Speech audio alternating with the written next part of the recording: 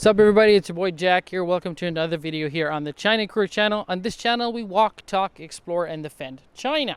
Now, today we got a very special guest with us today, our favorite foreign relations expert, Joe.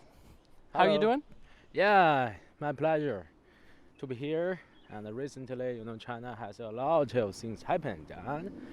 But I'm good. I'm okay. I'm good. Yeah, happy to be here. All right. Now, of course, today's topic is the China-Indian border conflict. Yeah. Now, Joe, what is the history of this border conflict? I think it started in the 1960s. Yeah, in fact, in the history, China and India, I mean the new China and the new India after the colonial times, they have Breakout war. I think it's 1963 maybe. So it's in our Chinese eyes, it's a how to say, it's a war that we have to do that because India has do a lot of bad things for us. So we have to make a reaction. The reaction is a war in the 1963. Yes, it's a history. It's a long history. A lot of people in China, especially for the young people, they don't know that. They just know America. Yeah. You say India did a lot of bad things towards China. Yeah. Like, can you give us a few examples? Yeah. So I will give you some details. What do I mean? Some bad things. It means that we all know that China and India, they have shared some borders in the south, west part of China and India. So this part of the borders, some of this belong to China and some belong to India. What is complex is that some of that in the middle part. What do I mean middle part? It means that China said, well, this part belongs to us. And India said, well, no, this part belongs to us. Mm-hmm. So they quarreled with each other. For the Chinese people, for the Chinese government, that they think that we can make some negotiation to solve the problem. Well, India said no, so they have to do some. We feel that is some kind of bad thing, like they send the troops across the borders, which has some, which we think belong to us. It's, I want to emphasize that in the 1963, it's a very special region in the new China history. Why? Because this time the Chinese people and Chinese government are very nationalism, so they cannot ignore the India's troops action, like just across the borders. No, it's an insult for us. Yeah. China has to look strong and remain strong. Yeah, China is strong. At this time, China is strong, and they want to show to the international community that they are strong. So it's an opportunity to show that we Chinese people are no longer the, like I say, the old and the dark China. No, it's a new China, strong China, and right China. We have the ability to defend our right. So the war starts. All right. Now, what about a lot of countries, including India, are saying the opposite of what you're saying? Yeah. They're saying that China is encroaching on their territory. So yeah, I know. What I mean, I know because I also read some articles and history books from India. Well, they say now it's not right. The China has invaded our territory. Why? Because it's so. This is another topic which is very complex. Tibet mm-hmm. is the core of the problem between China and India. So, I see that maybe it's in the 1999, maybe. Anyway, in the Great British times, mm-hmm. Kingdom times, the Tibet, the UK, they have tried to invade and occupy this region. But Tibet, from our Chinese eyes, it belongs to China for a long time. So Tibet belongs to us. So the Tibet regions, some regions, India said, well, this part belongs to our India in the old times. So Tibet, China, and India become a triangle problems. It makes with a conflict, and the Indian people they feel they feel suffering because well maybe in some parts that it's really some regions of this part it's much more close cultures with India, not close culture with the main part of China. I mean the language, the peoples, even the climate. It's very similar to India, not similar to the mainland of China. Okay. So they feel that, well, it's so close to our country. It's so far away from your country. How can you dare say that this belongs to China?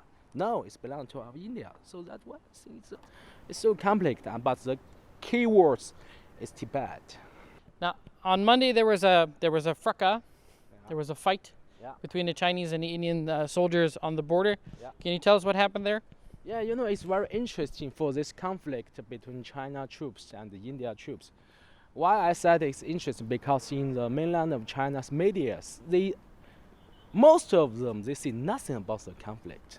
Yeah, I haven't seen anything on Yeah. Chinese news about it. Yeah, the Chinese, especially the government media, they even say nothing about the conflict.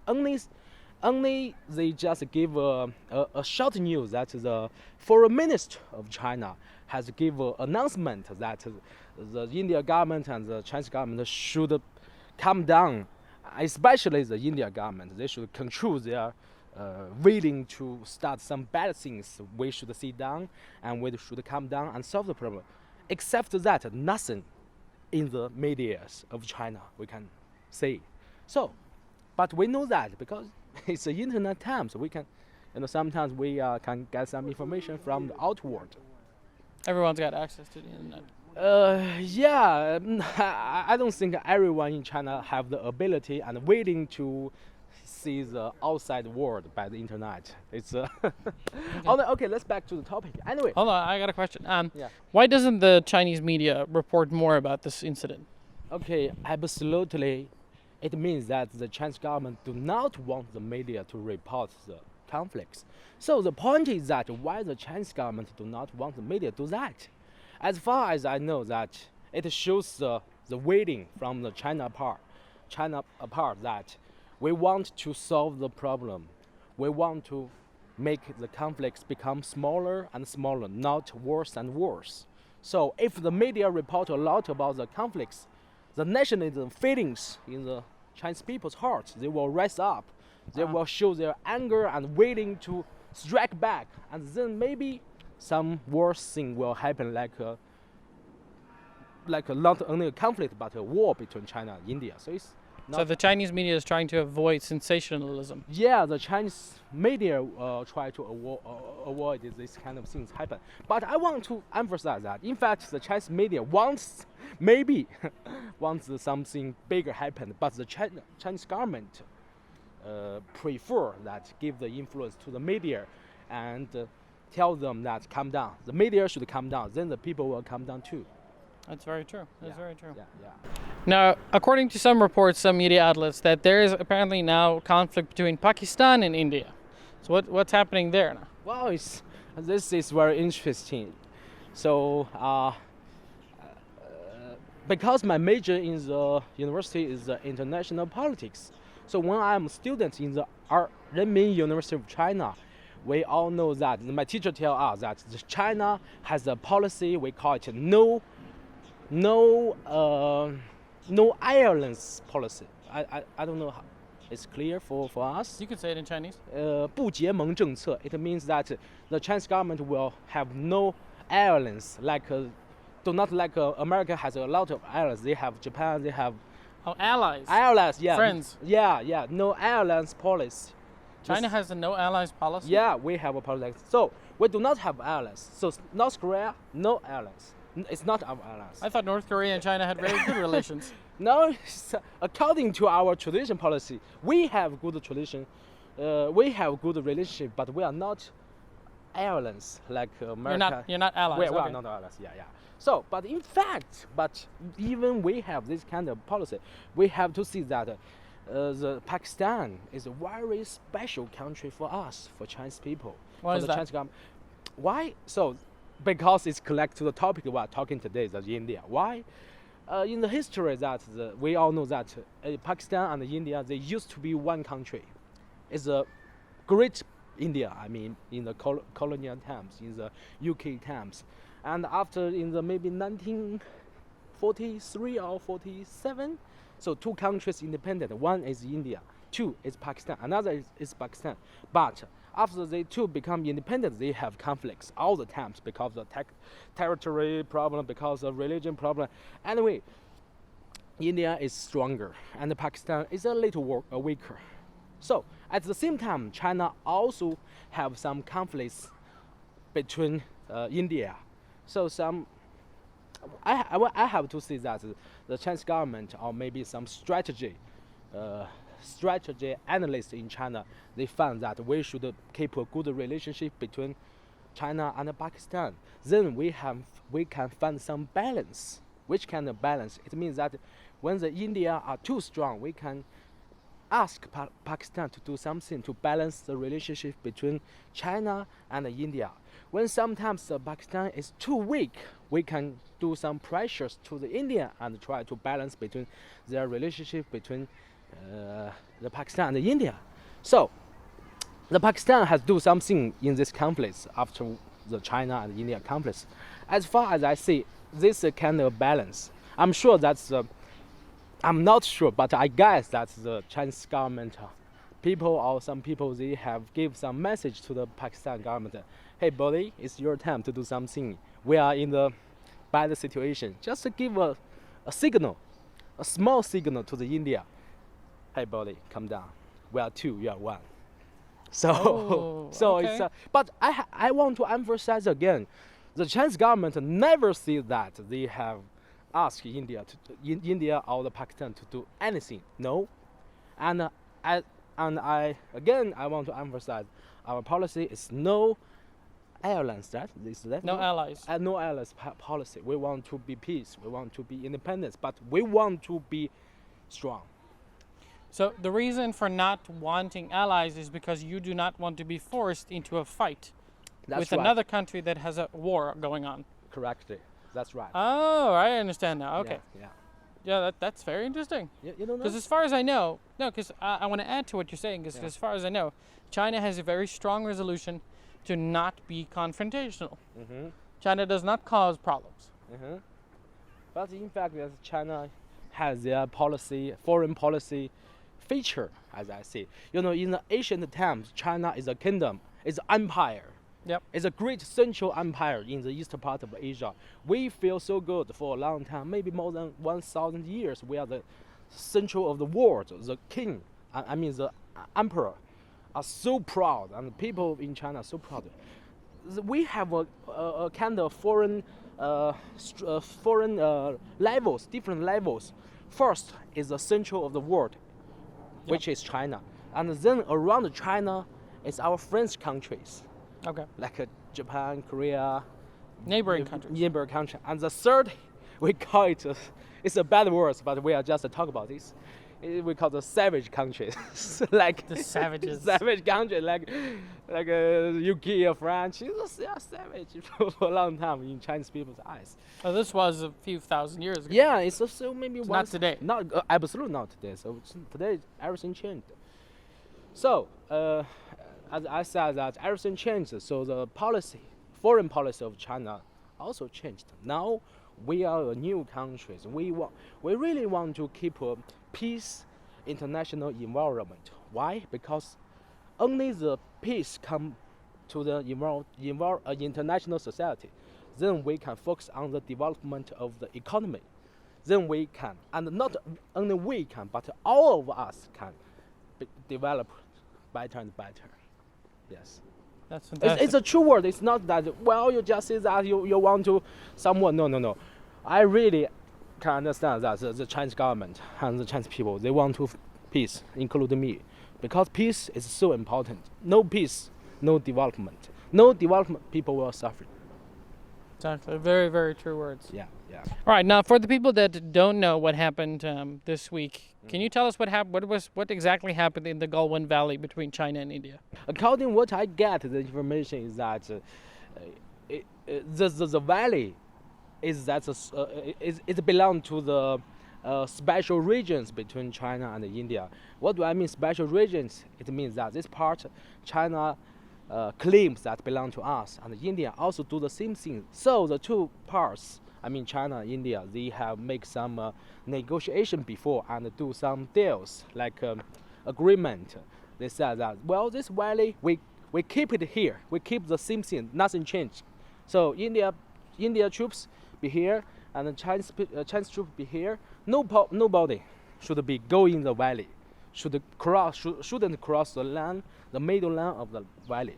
But the India troops, they suddenly changed their policy. They suddenly just go into the valley and do some. I'm not sure what they have do, but I'm sure that they have go into the valley, and from the Chinese part, Showing military strength. yeah, is a way to show that you have to You have to be intimidated by us. Or you have feared by to us. do something to react. Oh, they're baiting China.